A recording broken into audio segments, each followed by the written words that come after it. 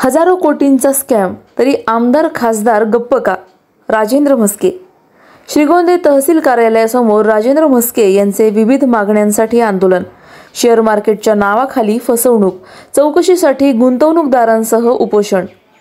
Share मार्केटच्या नावाखाली श्रीगोंदे पारनेरसह राज्यातील विविध भागातील गुंतवणूकदारांची कोट्यवधी रुपयांची फसवणूक करण्यात आली. नवनाथ अवताडे हा संचालक असलेल्या सर्व कंपन्यांची तातडीने चौकशी करावी व सर्व मुख्य आरोपींना तातडीने अटक करावी. आरोपींनी गोळा केलेली गोरगरिबांची रक्कम कुठे आहे याची चौकशी करून ती रक्कम ताब्यात घेऊन गुंतवणूकदारांना परत करावी. जिल्ह्यात या कंपन्यांसारख्या असंख्य कंपन्या आजही कार्यरत असून लोकांची फसवणूक करीत आहेत. त्यांची देखील चौकशी करून कारवाई करावी. या कंपन्या इतके दिवस कोणाच्या आशीर्वादाने लोकांची फसवणूक करीत होत्या त्याची चौकशी करावी आदी मागण्यांसाठी पंचायत समितीचे माजी सदस्य राजेंद्र म्हस्के यांनी तहसील कार्यालयासमोर आमरण उपोषण सुरू केले आहे.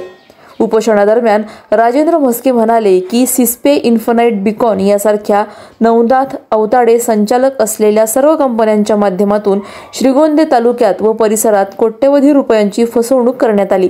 या कंपन्यांचे मुख्य सूत्रधार नवनाथ अवताडे व त्यांचे इतर संचालक अगिस्ती मिश्रा, ययाती मिश्रा, शुभम अवताडे, गौरव सुखदेवे, राहुल काळोखे, प्रसाद कुलकर्णी, विनायक मराठे, सचिन खडतारे, ओंकार भुसारे, संदीप दरेकर व यांना तालुक्यातील सहकार्य करणारे संदीप रोडे, पांडुरंग खामकर, भरत खामकर व इतर सहकाऱ्यांनी जादा परताव्याचे आमिष दाखवून शेकडो गुंतवणूकदारांकडून पैसे गोळा केले.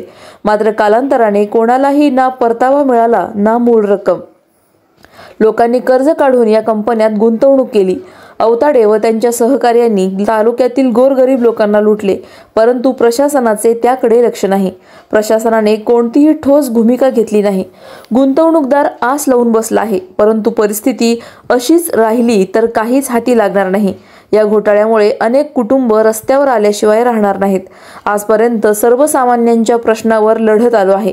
गोरगरीब लोकांना न्याय मिळवून देण्यासाठी ही लढाई शेवटपर्यंत लढणार असल्याचे म्हस्के यांनी सांगितले. दरम्यान उपोषणस्थळी राजकीय व सामाजिक पदाधिकाऱ्यांनी भेट देऊन पाठिंबा दिला. फसवणूक झालेले गुंतवणूकदार या उपोषणात मोठ्या संख्येने सहभागी झाले होते. आमदार खासदार गप्प का?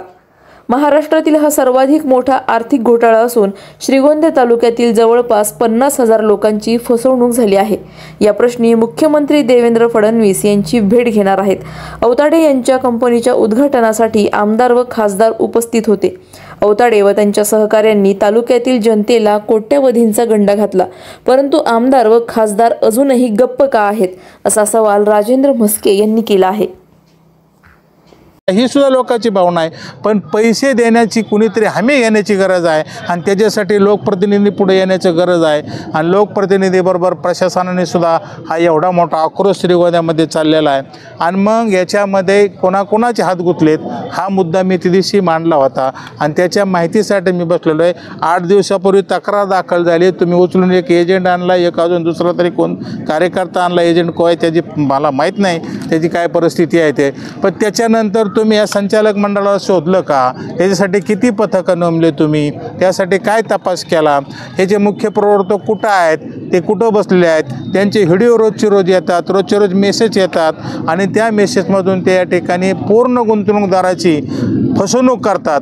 आणि ते गुंतवणूकदाराची फसवणूक अशी करतात, आमच्यात कसा वाद लागला आहे, मी कसा शेण आहे, माझी कशी चूक नाही, मला कसं फसवलं आहे, मी कसा गुंतलो आहे, माझी इच्छा आहे परत देण्याची, परंतु मला माझा पुढचे वर्चस्व किंवा माझे सहकारी मला सहकार्य करत नाही. त्याला दुसरा पर्याय व्हिडिओ येतो की मी सुद्धा ती देण्याचा तयार आहे, मला सुद्धा माझी इच्छा आहे, पण आम्हाला इथपर्यंत ते पैसेच पोहोचले नाहीत, यांच्याकडले पैसे यांनी आम्हाला दिलेच नाही, माझीसुद्धा जनतेचे पैसे द्यायची तयारी आहे. आणि हे सगळे क्लिप पाठवतात. इथले आजही काही हरामखोर एजंट ते प्रसार करतात, पाठवतात सगळ्याला.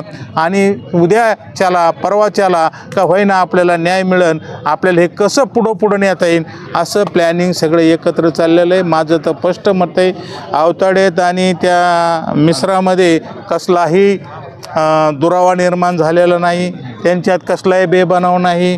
तो कोण अनेक संचालक मंडळ आहे यांनी संगनमताने हा केलेला घोटाळा आहे आणि ज्या दिवशी हा घोटाळा सुरू केला गुंतवणूकदाराचा त्या दिवशी त्यांचा हा प्लॅन होता की हा किती दिवस चालवायचा, किती पैसे गोळा करायचे, ते पैसे गोळा केल्यानंतर आपण त्या कंपन्या कशा बदलायच्या, त्यातून आपण कशी पळवाट काढायची, पहिली कंपनी बंद करायची, दुसरीकडे पैसे गुंतवायचे, पुन्हा ती दुसरी बंद करायची, तिसरीकडे पैसे गुंतवायचे, 6 महिने 3 महिने गेले की पुन्हा त्या कंपनीचा कसलाही परत त्याच्या मागोबा घेता येत नाही.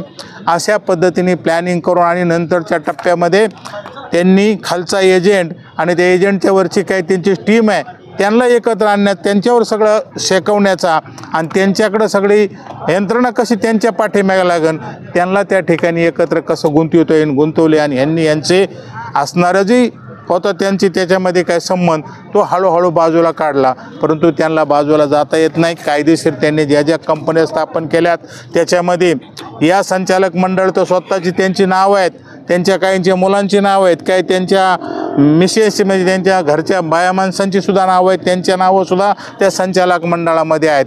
आणि म्हणून करता जर कायदेशीर आपण ह्या लढाई जर लढलो तर त्यांना पळूनही जाता येत नाही. कुठं पळून गेले तरी आता नवीन एक कायदा झालेला आहे, कुठं जरी असला माणूस तो आणता येतो, त्याच्या आताच्या ठिकाणी हे सगळं चालू आहे आणि ते कुठं जरी गेले तरी त्यांना परत आणता येऊ शकतं. पण याच्यासाठी फक्त माझी लोकांना विनंती आहे की आता तुम्ही संघटित होऊन एकत्रित येण्याची गरज आहे. रस्त्यावरच्या लढाईबरोबर कायद्याची लढाईसुद्धा लढावं लागणार आहे. कायद्याच्या लढाईबरोबर आपल्याला सगळ्याला ह्या सगळ्या बाबी आपण सगळ्यांनी एकत्रित येऊन ह्या सगळ्या गोष्टी समजून घेण्याची गरज आहे. आता अफवावर विश्वास ठेवू नका. आणि पुन्हा नवीन काय या तालुक्यामध्ये आजही 4-5 कंपन्या चालू आहेत, त्या सुरुवातीला चांगल्या चालतात, मग ह्यातल्याच काही लोकांनी पटकन तिकडं पैसे गुंतवलेत आणि आपले तिकडं तरी वसूल होतील असं या ठिकाणी मी चर्चा ऐकतोय. त्या काय 5-6 कंपन्या नवीन आल्यात त्यांचंसुद्धा मूळ शोधण्याची गरज आहे. त्या कोणत्या आधारावर काम करतात, लाखाला 10,000 रुपये आजही ते देतात आणि मग हे पैसे देतात कसे? राष्ट्रीयकृत बँक आहे, त्या राष्ट्रीयकृत बँकेच्या पाठीमागं सरकार आहे, RBI उभा आहे, ते 3%च्या 2%च्या 1%च्या पुढं पैसे देऊ शकत नाही. मग ह्या असल्या बोगस कंपनीत आपण 10% कसे देऊ शकतात? आणि ह्याला कुणाचा राज आश्रय हे सुद्धा पाहण्याची गरज आहे. त्या कंपन्या ज्या नवीन आहेत त्या बंद झाल्या पाहिजेत आणि ज्यांनी फसवलं आहे आत्तापर्यंत पहिला प्रसंग नाही हा श्रीगोंदा शहरामध्ये किंवा नगर जिल्ह्यामध्ये महाराष्ट्रामध्ये अनेक कंपन्या पॅन कार्डासारखा विषय येऊन गेला. त्याचे कोणाचे पैसे मिळाले मला सांगा? चालले ती आली ती आता मला सांगा तुम्ही या सगळ्याला काय करायचं? या सगळ्या प्रश्न आहेत तुम्ही तो प्रश्न हा इतका गंभीर आहे की ते थोडक्यात संपणार नाही आणि मी हे भाषण नाही करीत, हे मुद्दे सांगतोय. मुद्देच येत नाही. सांगा मग आता मुद्दे कोणता मुद्दा नाही आहेत? संचालक आरोपी आहेत हा मुद्दा नाही का? ते करा. आणि हा एवढा मोठा माझा तर आरोप म्हणजे माझा तर जाहीर तिथे मी आव्हान केलं की 19,000 कोटीपर्यंतचा घोटाळा आहे. काय जण म्हणले इतका नाही तर जाहीर करा ना किती मोठा घोटाळा आहे, किती छोटा आहे, काय आहे, पुढं या. आणि ह्यांनी हिडीवर गप्पा हाणण्यापेक्षा मेसेज पाठवण्यापेक्षा आमच्या भरवसा नसला तर तुमच्या कोणाला तरी पुढं पाठवा. तुमचे आजही ह्या श्रीगोंदा तालुक्यातून इथून अवताडे संघ बोलणारी माणसं आहेत, या तालुक्यात आजही त्या काळुक्या संघ बोलणारी माणसं आहेत, आजही संचालक संघ बोलणारी माणसं आहेत आणि आजही या ठिकाणी त्या मिश्राबरोबर बोलणारी माणसं आहेत. इथं काय चाललं आहे तिथं आत्ता कळतंय.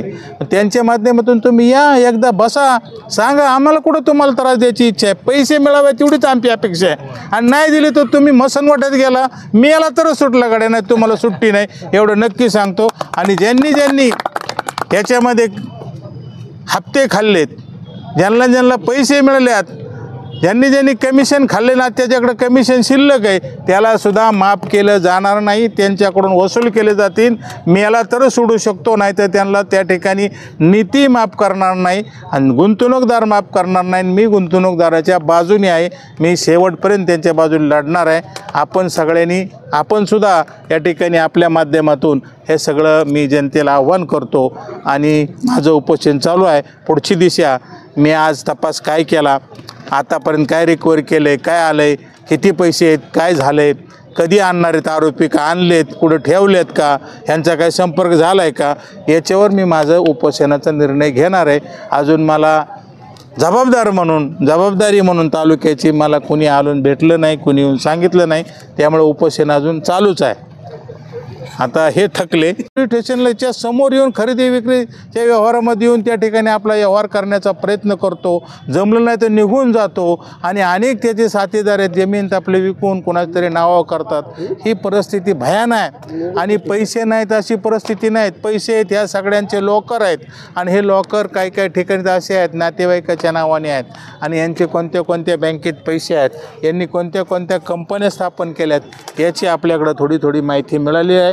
आपण त्याच्या माध्यमातून या ठिकाणी उद्याच्या कालखंडामध्ये हा लढा उभा केला आहे. तो लढा या गोरगरिबांच्या पैसे देण्यासाठी आहे. माझा सगळ्यात मोठे सगळ्याला आव्हान आहे की हा लढा कोणी एकटा लढून न्याय मिळू शकत नाही. खरं तर गुंतवणूकदारांनी पुढे येण्याची गरज आहे. आपले किती पैसे आहेत, आपण ते कशा पद्धतीने गुंतवलेले आहेत, आपण कायदेशीर सल्ला घेणार आहोत. कायदेशीर वकील माझ्या शेजारी या ठिकाणी साके पाटील बसलेले आहेत. त्यांच्याशी या ठिकाणी त्यांनीसुद्धा त्यांचं या ठिकाणी मनोगत व्यक्त केलं. त्यांनी त्यांच्या कायदेशीर काय बाबी आहेत त्या या ठिकाणी मांडण्याचा प्रयत्न केला आहे. आपल्याला ही लढाई 3 टप्प्यामध्ये लढावं लागणार आहे. एक, सामंजस्यपणाने सगळ्या गोष्टीचा विचार करून पोलीस प्रशासनाने अधिकाऱ्यांनी पुढाकार घेऊन या तालुक्यातल्या लोकप्रतिनिधी, जिल्ह्याच्या खासदारांनी जर एकत्र येऊन जर हा सगळा विषय जर केला, त्यांना समोर आणलं. आणि पैशाला काय जनतेची अशी इच्छा आहे, आता आम्हाला 100% पैसे मिळणार नाहीत, गुंतवणूक करून पैसे दिले आहेत. जर समजा पैसे कमी असले तर आम्हाला थोडेफार कमी पैसे द्या, ही सुद्धा लोकांची भावना आहे. पण पैसे देण्याची कुणीतरी हमी घेण्याची गरज आहे. आणि त्याच्यासाठी लोकप्रतिनिधी पुढे येण्याची गरज आहे. आणि लोकप्रतिनिधीबरोबर प्रशासनाने सुद्धा हा एवढा मोठा आक्रोश श्रीगोंद्यामध्ये चाललेला आहे. आणि मग याच्यामध्ये कोणाकोणाचे हात गुंतलेत हा मुद्दा मी त्या दिवशी मांडला होता. आणि त्याच्या माहितीसाठी मी बसलेलो आहे. 8 दिवसापूर्वी तक्रार दाखल झाली. तुम्ही उचलून एक एजंट आणला, एक अजून दुसरा तरी कोण कार्यकर्ता आणला. एजंट कोण त्याची मला माहीत नाही, त्याची काय परिस्थिती आहे ते. पण त्याच्यानंतर तुम्ही या संचालक मंडळाला शोधलं का? त्याच्यासाठी किती पथकं नेमले तुम्ही? त्यासाठी काय तपास केला? ह्याचे मुख्य प्रवर्तक कुठं आहेत, ते कुठं बसलेले आहेत? त्यांचे व्हिडिओ रोजचे रोज येतात, रोजचे रोज मेसेज येतात. आणि त्या मेसेजमधून ते या ठिकाणी पूर्ण गुंतवणूकदाराची फसवणूक करतात. आणि ते गुंतवणूकदाराची फसवणूक अशी करतात, आमच्यात कसा वाद लागला आहे, मी कसा शेण आहे, माझी कशी चूक नाही, मला कसं फसवलं आहे, मी कसा गुंतलो आहे, माझी इच्छा आहे परत देण्याची, परंतु मला माझा पुढचे वर्चस्व किंवा माझे सहकारी मला सहकार्य करत नाही. त्याला दुसरा पर्याय व्हिडिओ येतो की मी सुद्धा ती देण्याचा तयार आहे, मलासुद्धा माझी इच्छा आहे, पण आम्हाला इथपर्यंत ते पैसेच पोहोचले नाहीत, यांच्याकडले पैसे यांनी आम्हाला दिलेच नाही, माझीसुद्धा जनतेचे पैसे द्यायची तयारी आहे. आणि हे सगळे क्लिप पाठवतात. इथले आजही काही हरामखोर एजंट ते प्रसार करतात, पाठवतात सगळ्याला. आणि उद्याच्याला परवाच्याला का होईना आपल्याला न्याय मिळेल, आपल्याला हे कसं पुढं नेता येईल असं प्लॅनिंग सगळे एकत्र चाललेलं आहे. माझं तर स्पष्ट मत आहे, आवताडेत आणि त्या मिश्रामध्ये कसलाही दुरावा निर्माण झालेला नाही, त्यांच्यात कसलाही बेबनाव नाही. तो कोण अनेक संचालक मंडळ आहेत, यांनी संगनमताने हा गेलेला घोटाळा आहे. आणि ज्या दिवशी हा घोटाळा सुरू केला गुंतवणूकदाराचा, त्या दिवशी त्यांचा हा प्लॅन होता की हा किती दिवस चालवायचा, किती पैसे गोळा करायचे, ते पैसे गोळा केल्यानंतर आपण त्या कंपन्या कशा बदलायच्या, त्यातून आपण कशी पळवाट काढायची, पहिली कंपनी बंद करायची, दुसरीकडे पैसे गुंतवायचे, पुन्हा ती दुसरी बंद करायची, तिसरीकडे पैसे गुंतवायचे, 6 महिने 3 महिने गेले की पुन्हा त्या कंपनीचा कसलाही परत त्याच्यात मागोबा घेता येत नाही.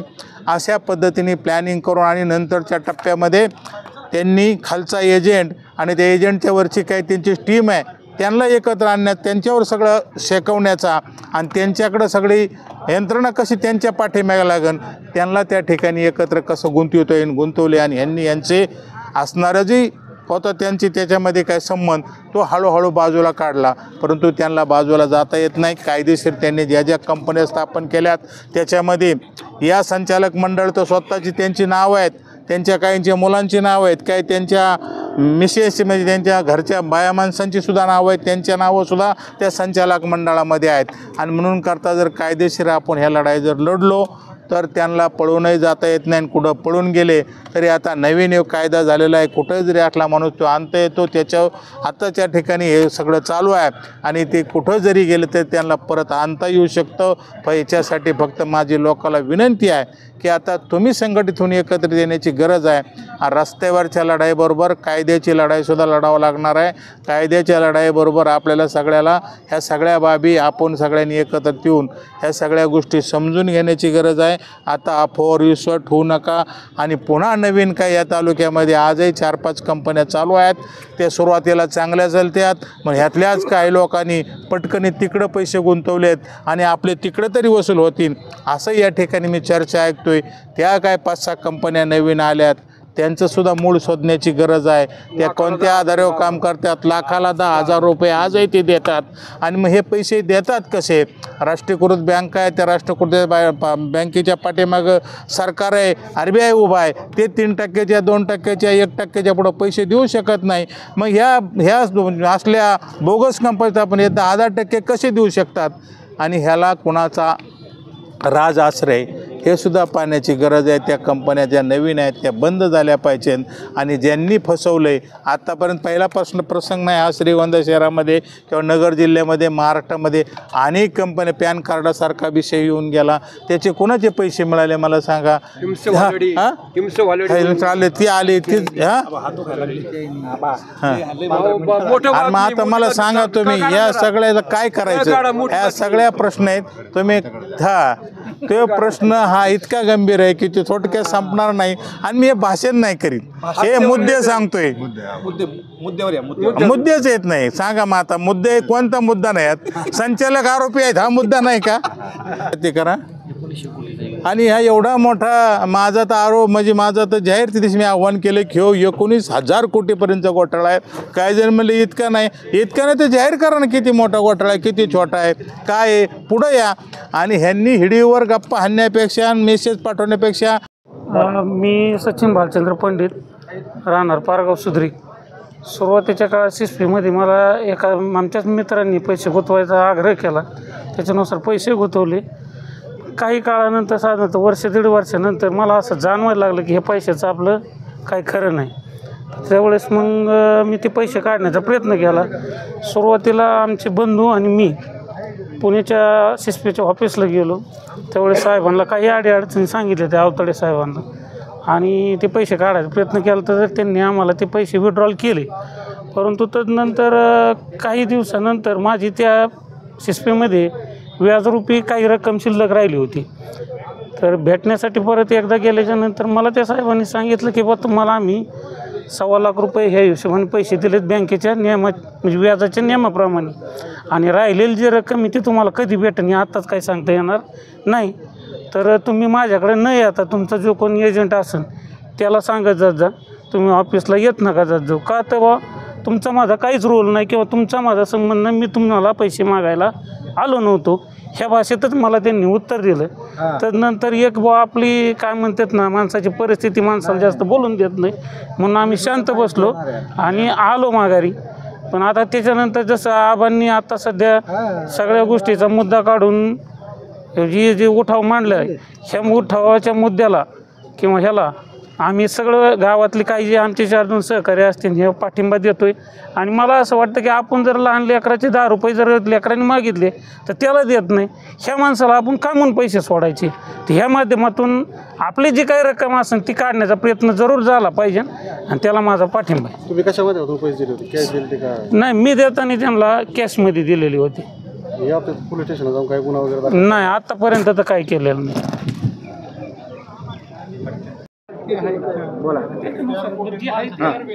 मी बजरंग घोडेकर, राहणार पारगाव सुद्री. मी या सिस्पे कंपनीच्या अगोदर एक कंपनी आली ती बिटकॉईन, त्याच्यात 3 वर्षापूर्वी 3 लाख रुपये गुंतवले कष्टाचे, आणि एकदम जवळचे नातेवाईक ते 2-1.5 लाख रुपये दिलेले. आणि ते आता त्यांना फोन केला तर म्हणले काय करायचं ते करून घ्या, आम्ही तुमच्या पैशाला हात नाही लावला. आणि त्रिमूर्ती भेळवाल्याच्या इथं एक जणाला पैसे दिले 1.5 लाख रुपये, आणि एक जणाला पारगावमध्ये घरी आलता त्याला पैसे दिले. आणि एकदम जवळचा नातेवाईक आहे, मग पुढच्या याच्यात मी त्यांचं नाव पण घोषित करेन. त्यांना जर आत्ता जर जाग येत असले तर माझे पैसे त्यांनी परत आणून द्यावेत. एकदम जवळचे नातेवाईक आहेत. सांडगाव जिजाराम सोपाना मस्की सांडगाव जिजाराम सोपाना मस्की सांडगाव माझं नाव आणि रोडे साहेबाकडून माझं नाव जिजाराम सोपाना मस्की जिजाराम सोपाना मस्की राहणार सांडगाव. तुमच्याकडे कोणाला होतं पैसे म्हणजे त्या रोडे साहेबांनी ही सुरू केल्यानंतर आमच्या मुलांनी तिथं पैसे भरले आणि त्यांच्यामुळं आम्ही बी जाऊन तिथं पैसे भरले. ते म्हणले मी त्या पैशाला सगळ्याला जबाबदार मी चांगलंही म्हणले ते काही 1 रुपयासुद्धा बुडणार नाही असं म्हणून त्यांनी पैसे त्या ठिकाणी जमा केले. आमचे 4 लाख रुपये दिले. आता काय सांगतायत? आता ती इथं नाही तर आत्ता जाऊन आलो तिथं आम्ही. ती नाहीच इथं फोन उचलत नाही. कोणती कंपनी होती? काय नाव सांगितलं होतं कंपनीचं? काय कोणची कंपनी? सिस्पेन्सी. हां. आणि तुम्ही जे पैसे गुंतवले त्या पैसे कसे कॅश दिले होते का अकाउंटला? कॅश दिली ती. कॅश माध्यमातून तुम्हाला काय त्यांनी लिहून वगैरे काय दिलं नाही? काय नाही काय लिहून नाही काय.